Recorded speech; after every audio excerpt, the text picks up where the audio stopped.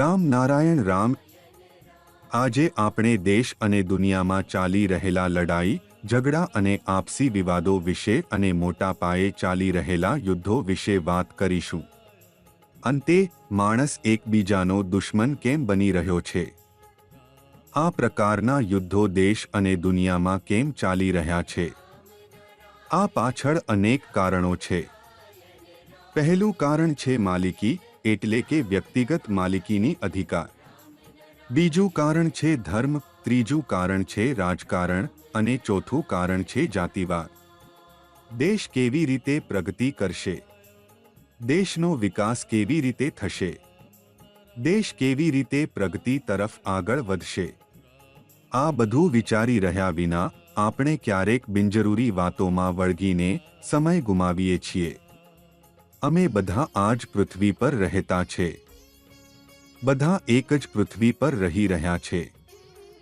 આ પૃથ્વીનો એક જ ધર્મ હોવો જોઈએ અને તે છે પ્રકૃતિનો ધર્મ. તે જ રીતે દરેકને એક જ જાતિ હોવી જોઈએ અને તે છે જીવજાતિ.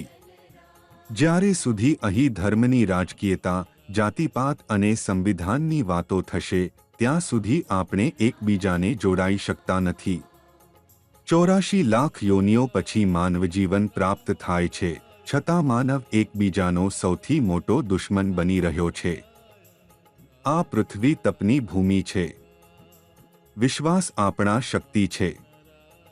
ધૈર્ય આપણો અનુશાસન છે અને પ્રેમ આપણો આત્મવિશ્વાસ છે. આ બધું દિલમાં રાખી આગળ જાઓ તો તમને તમારા ગંતવ્ય સુધી પહોંચી જવાનું છે. નફરતની રાજકીયતા અને બીજાને નીચે બતાવવાની જરૂર નથી. આજે સમાજ આગળ વધ્યું છે. સમાજ ઘણો સમજદાર બની ગયો છે.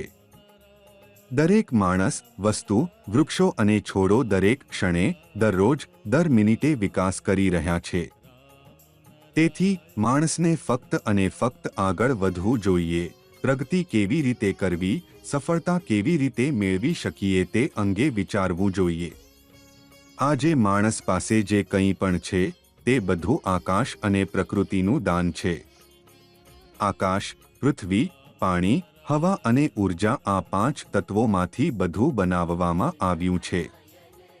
જો આ ન હોય તો આપણે કેવી રીતે શ્વાસ લઈ શકીશું, કેવી રીતે જીવંત રહી શકીશું? આપણે પ્રકૃતિના સિદ્ધાંતો પર વિચાર કરવા જોઈએ, કારણ કે આકાશે પ્રકૃતિ અને સૃષ્ટિનું નિર્માણ કર્યું છે. સૃષ્ટિમાંથી જ આપણે બધાને મળે છે. આ બધું એકબીજાથી જોડાયેલું છે. આ બધું આપણને ઊર્જા આપે છે, આપણું ચેતન વૃદ્ધ કરે છે અને આપણું વિવેક વિકસિત કરે છે.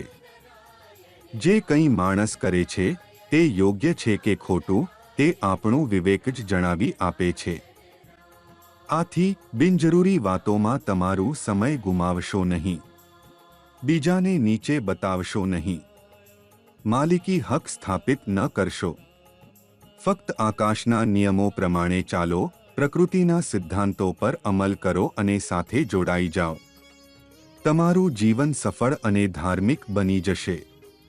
જીવનનો કલ્યાણ ઈચ્છતા છો તો દરેક વ્યક્તિએ ધ્યાનમણા મેડિટેશન સાથે જોડાવું જોઈએ. ધ્યાન દ્વારા તમે તમારા મન, વિવેક અને અંતરાત્માને મજબૂતી આપો છો. આ રીતે તમે તમારા મનને નિયમિત કરી શકો છો. દરેક વ્યક્તિએ ધ્યાન કરવું જરૂરી છે. ધ્યાન એ એક પ્રકારની ધ્વનિ ઊર્જા છે જે 50,000 કરોડ આત્માઓને ઊર્જા આપે છે.